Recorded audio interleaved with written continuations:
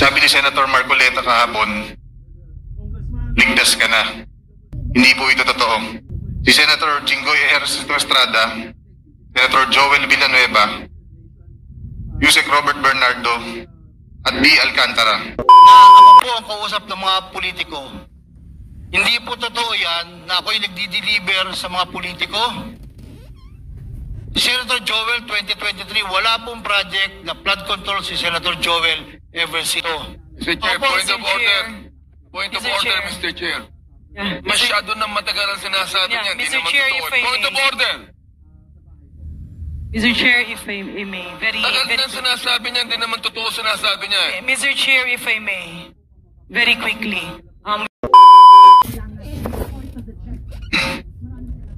Good morning, Your Honor, Mr. Chair. Ako po si Bryce Erickson Hernandez, dating Assistant District Engineer ng Bulacan 1st District Engineering Office. Ako po ay na-contempt kahapon sa Senate Blue Ribbon Committee. Habang ako po ay nakadetain, kapag-isip po ako at nagdesisyon na maglabas ng ilang nalalaman ko sa flood control project base po sa aking natatandaan sa ngayon. Tama po si Senator Lacson na ang mga engineers ng DPWH ay tila naging legman o bagman na lang. Kung tatanungin niyo po ako kung sino o kanino kami naging bagman, sasagutin ko na po ngayon.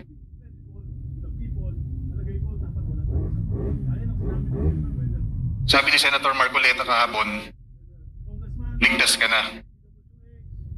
Hindi po ito totoo. Si Senator Jinggoy Ejercito Estrada, Senator Joel Villanueva, Yusek Robert Bernardo, at B. Alcantara. Si Senator Jinggoy po ay nagbaba ng 355 million ngayong 2025 sa mga ilang projects sa Bulacan.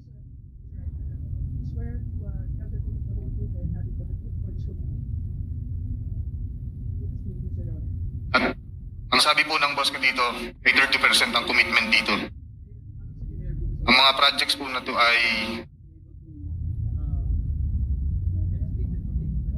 construction of flood mitigating structure with pumping station and floodgate phase 3 sa Hagonoy, Bulacan. Flood control mitigating structure with pumping station and floodgate sa Malolos, Bulacan. Hindi ko na po babasahin lahat to. Isasama ko po to sa aking written statement. Mahalaga pong basahin yung buong listahan ng mga proyekto. These are the line items that everyone has been talking about, so I think the nation deserves to know which particular line items that are in the GAA that are being implemented for these particular personalities. Mr. Chair, may I also request that he be directed to read the entirety of his salaysay? Yes. Not to select portion of his salaysay. Yes, he will. I think he will be required to read the entire, but we need the specific line item in the General Appropriations Act to be able to tie these particular projects to political personalities, not just DPWH engineers, not just contractors. Please proceed. Mr. Chair, may I also ask that the amounts also be read? Yes, I think it's important that the public will also know. Yes, if it is available, Engineer Hernandez, please mention the amount as well. Mr. Chair, saglit na interjection lang. After the statement of Sir Bryce, may we have the copy of his statement para po makapagtanong din yung mga members based on his ongoing statement. If that is practicable, Deputy Speaker, we will ask him to do it, but it is a written, handwritten statement, so I think we have to listen to his entire salaysay first. Please proceed with the line items, please. Let me repeat it, Your Honor. First, construction of flood mitigating structure with pumping station and floodgate, phase 3, Barangay Mercado, Hagonoy, Bulacan, with an allocation of 60 million pesos. Number 2, construction of flood mitigating structure with pumping station and floodgate at Mambog Creek, phase 3, Malolos City, Bulacan, with an amount of 45 million pesos. Construction of flood mitigating structure with pumping station and floodgate, phase 3, Barangay Iba, Hagonoy, Bulacan, amounting to 60 million pesos. Construction of flood mitigating structure with pumping station at Calero Creek, phase 3, Malolos City, Bulacan, with an amount of 50 million pesos. Construction of flood control structure including pumping station and floodgate, Phase 3, Barangay Mayto, Kalumpit, Bulacan, with an amount of 60 million pesos. Construction of flood mitigation structure with pumping station and floodgate at Barangay Santo Rosario Creek, Phase 3, Malolo City, Bulacan, with an amount of 40 million pesos. And last, construction of flood mitigation structure including pumping station and floodgate, Phase 3, Barangay Carillo, Agonoy, Bulacan, with an amount of 40 million pesos. And all of that with a total of 355 million pesos, Your Honor. This is supposedly the allocation of which political personality? Senator Jinggoy Ejercito Estrada po, Your Honor. Thank you for the clarification. You can proceed with reading the handwritten statement. Mr. Chair, may I continue? Let me finish the handwritten statement. Okay, tapos lang po yung handwritten statement ng pagbasa. Nagbaba po si Senator Jinggoy at ang kanyang SOP dito ay 30%. As per our District Engineer Henry Alcantara. Dineliver ito nung lumabas ang mga item na to sa GAA. Mga driver namin sa DPWH Bulacan First ang nag-deliver sa kausap nila. Si Christian Santiago at saka si Andre Balatbat. Galing din ito sa utos ni D. Alcantara. Noong 2023 naman, ay naglabas na 600 million si Senator Joel Villanueva at ang SOP nito ay 30% din. If I'm not mistaken, sorry. Pwede ko sabihin ko po kung anong mga projects to, mga line item din. Please proceed with disclosing the line items so the nation may able to tie the line item to the political personality involved. First, rehabilitation of flood control structure along Balagtas River, Barangay Panginay, Huwawa, Phase 3, Balagtas, Bulacan, with an amount of 75 million pesos. Construction of Bukawi River Flood Mitigation Structure, Station 12, plus 589 to Station 12, plus 739, at Barangay Bambang, Bukawi, Bulacan, with an amount of 75 million pesos. Construction of Bukawi River Flood Mitigation Structure at Station 4, plus 204, to Station 4, plus 354, at Barangay Turo, Bukawi, Bulacan, with an amount of 75 million pesos. Construction of Bukawi River Flood Mitigation Structure at Station 3, plus 036, to Station 3, plus 236, at Barangay Kaingin, Bukawi, Bulacan. Construction of, this also has an amount of 75 million pesos. Number 5, construction of Bukawi River Flood Mitigation Structure, Station 5, plus 466, to Station 5, plus 667, at Barangay Bunlo, Bukawi, Bulacan, with also an amount of 75 million pesos. Construction of Balagtas River Flood Mitigation Structure at Station 3, plus 533, to Station 3, plus 683, at Barangay Santol, Balagtas, Bulacan, with an amount of 75 million pesos also. Construction of Balagtas River Flood Mitigation Structure at Station 7, plus 654, to Station 7, plus 804, at Barangay Dalig, Balagtas, Bulacan, also with an amount of 75 million pesos. And last is the construction of Balagtas River Flood Mitigation Structure at Station 14, plus 124, to Station 14 to 200, plus 274, at Barangay San Juan, Balagtas, Bulacan, also with an amount of 75 million pesos. And all in all with a total of 600 million pesos. Can you state again for the record the total amount and that this is the projects for which particular political personality?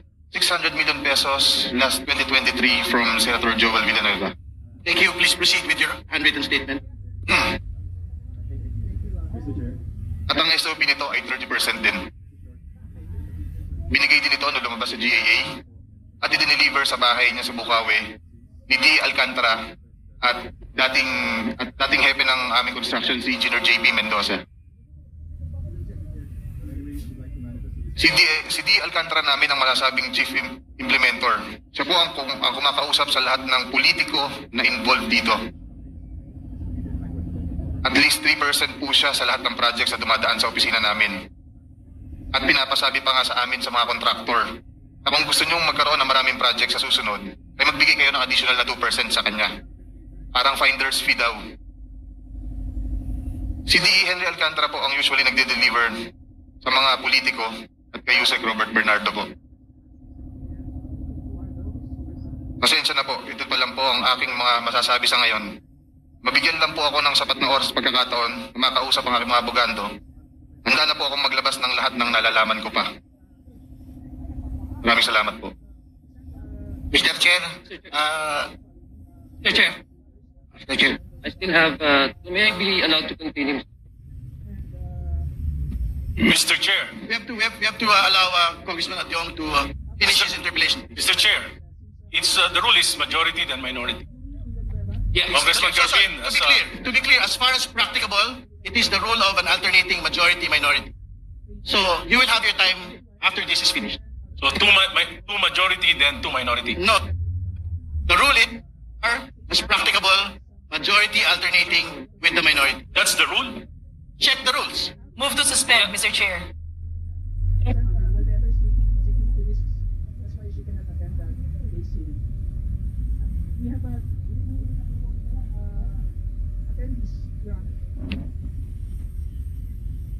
Meeting resumed.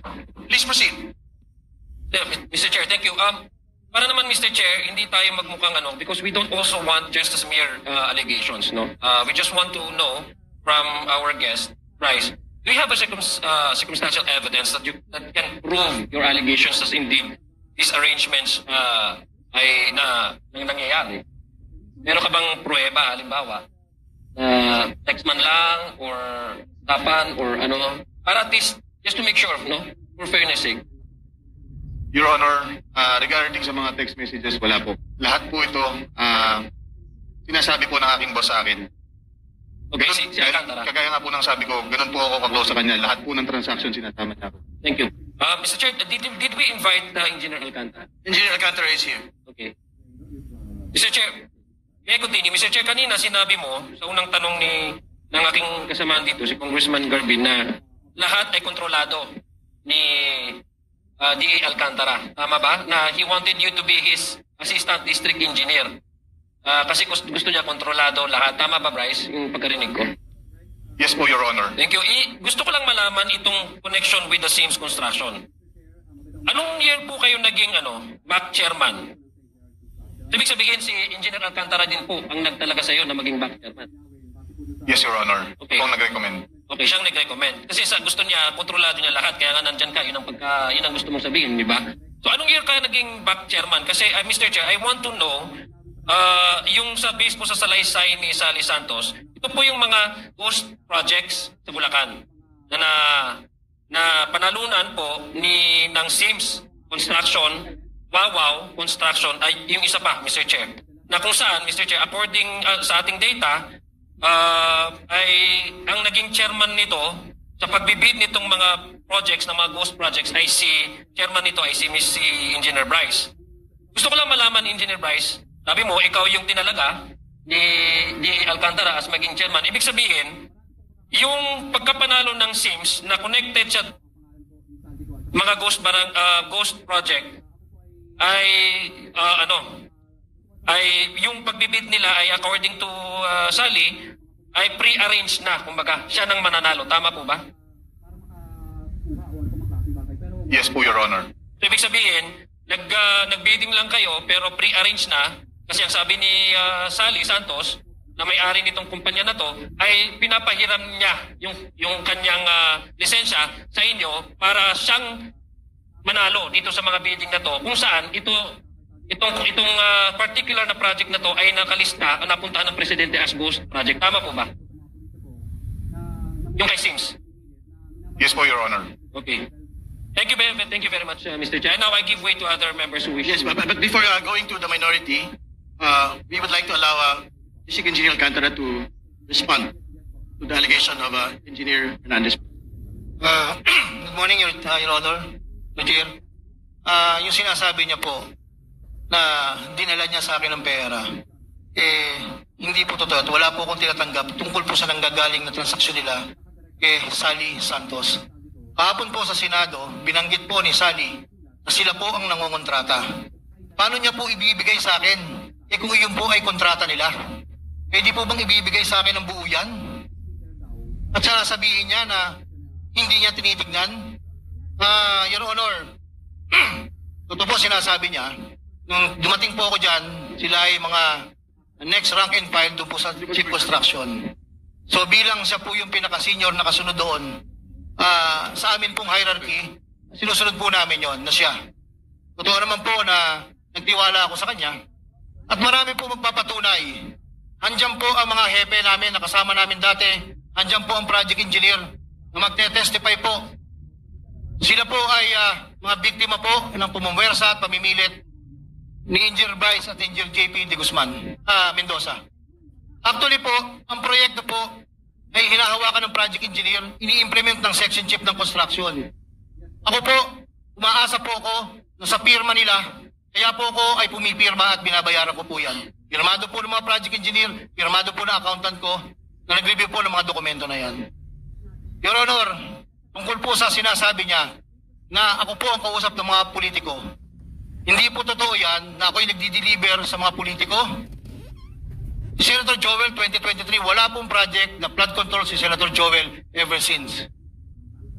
At sino po ang makakaalam kung sino po ang naglalagay dyan? We are not part of the BICAM. Wala po kami ngalan dyan. As my superior said, Undersecretary Cathy Cabral, kahit sila po hindi nila alam yan. Paano ba po ako?